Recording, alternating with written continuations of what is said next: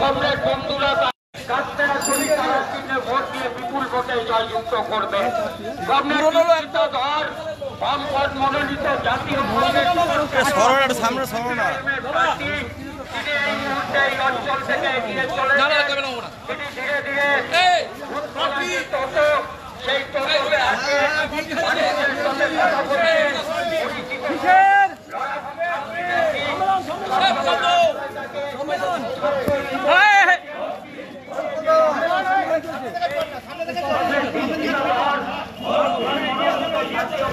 মানুষের সাথে কথা বলে তাকে কাস্তে আসুনি তারা ধীরে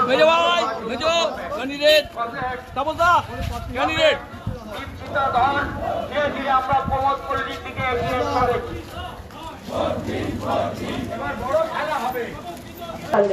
আমার প্রশ্ন হচ্ছে ব্যক্তি আক্রমণের দরকার কখন হয়? তখন হয় যখন আমার কাছে রাজনৈতিক উত্তর থাকে। কল্যাণবাবুর যদি বুকের পাটা থাকতো এটা বলার যে 15 বছরে আমি শ্রীরামপুরের মানুষের জন্য এতগুলো কাজ করেছি, ওনাকে আমার বাপ ঠাকুরদায় যেতে হতো না।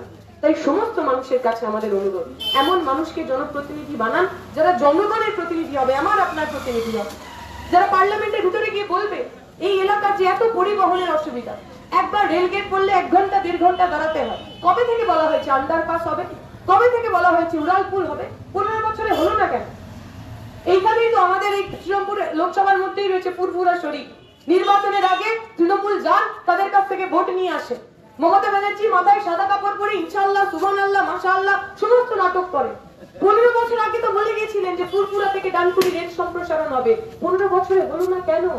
15 বছরে কতবার আমার এলাকার এমপি পার্লামেন্টের ভিতরে কথা বলেছে।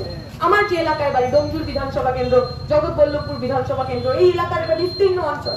এই গরমের সময় তারা জলকষ্টে ভোগেন না? মিথ্যা বললে আমাকে ঠিক করে দেবে। এই কিছুদিন আগে, 1 সপ্তাহ আগে মায়েরা বোনেরা চামড়াইলে বেনারস রোড অবরোধ করেছিলেন। কিসের দাবিতে? জলের দাবিতে। একটা সরকার, যে সরকার আমার আপনার ভোটে জিতলো, যে সরকার আমাকে পানীয় জল দিতে পারে না, তাকে আমরা আরেকবার ভোট দেব? আপনাদের সবার কাছে অনুরোধ, নির্বাচনে ভোট দেওয়ার আগে আমার আপনার এই হাতিয়ারটাকে ব্যবহার করুন। নির্বাচনের আগে যারা মাথা নিচু করে ভোট নিতে আসেন, নির্বাচনের পরেও যাতে তারা মাথা নিচু করেই আপনার সঙ্গে কথা বলেন, তার বন্দোবস্ত করুন। কাউকে এই শ্রীরামপুর এলাকাকে নিজের বাপের জমিদারি ভাবতে দেবেন না। ভাবতে দেবেন না যে আমি কাজ করবো না, আমাকে দেখা যাবে না, আর ভোটের দিন কোনো না কোনো কারণে আমি জিতে দেবো। সবার কাছেই আমার প্রশ্ন রইল। আর শেষ কথা যে বলার, অনেক মানুষ এই এলাকায় ভেবেছেন তৃণমূলের অপশাসন, তৃণমূলের গন্ডগোল, সেগুলোকে ঠিক করার জন্য বিজেপিকে ভোট দিতে হবে ভেবেছেন অনেক। আমরা দেখেছি 19 সালের পর থেকে ট্রেন্ড শুরু হয়েছে তৃণমূলকে আটকাতে বিজেপি। আমরা বলছি কোন বিজেপিকে দিয়ে আপনি তৃণমূলে আটকাবেন? বিজেপির এই মুহূর্তে প্রথম সারির নেতাকে শুভেন্দু অধিকারী কোথায় হয়েছিল? তার জন্য সিপিএম এ হয়েছিল, কংগ্রেসে হয়েছিল, না তৃণমূলে হয়েছিল? সবচেয়ে রিসেন্ট উদাহরণ অর্জুন সিং বিজেপির এমপি ছিলেন, টিকিট পেলেন না, চলে গেলেন তৃণমূলে।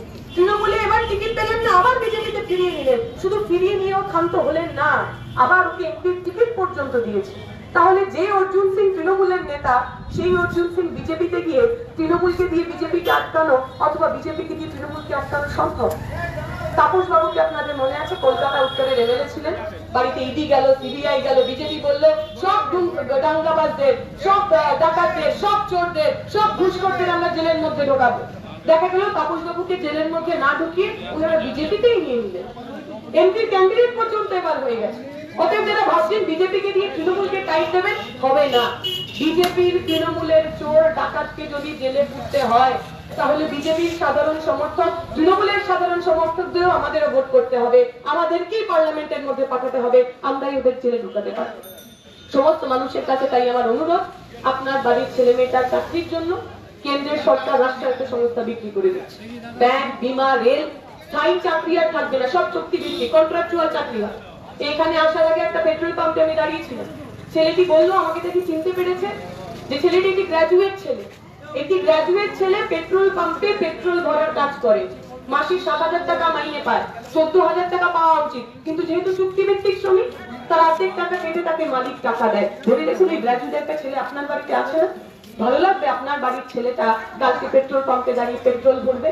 আর ফেল করা ঘুষ দেওয়া লোকগুলো স্কুল কলেজে গিয়ে মাস্টারমশাই দিদিমণি হবে? যদি আপনি চান এই ব্যবস্থার বদল হোক, আপনি তৃণমূল হন, বিজেপি হন, যে রাজনৈতিক দলেরই হন না কেন, বামপন্থীদের ভোট করুন। ওই সব চোর ঘুষখোরদের তাড়িয়ে আপনার ছেলে মেয়ের হাতে চাকরির খাম তুলে দেওয়ার জন্য আমরা বামপন্থীরা লড়বো। আমরা বামপন্থী কংগ্রেসরা একসাথে লড়বো। আমরা 100 দিনের কাজ নিয়ে এসেছিলাম, একসাথে এনেছিলাম। 100 দিনের কাজকে 200 দিনের কাজ করব, প্রতি রোজে 600 টাকা করব।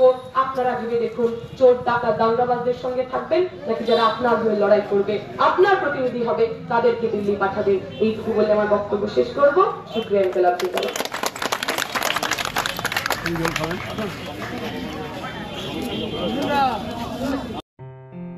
আসন্ন লোকসভা নির্বাচনে রাজ্যের প্রতিটি প্রান্তে বামফ্রন্ট প্রার্থীদের জয়ী করুন।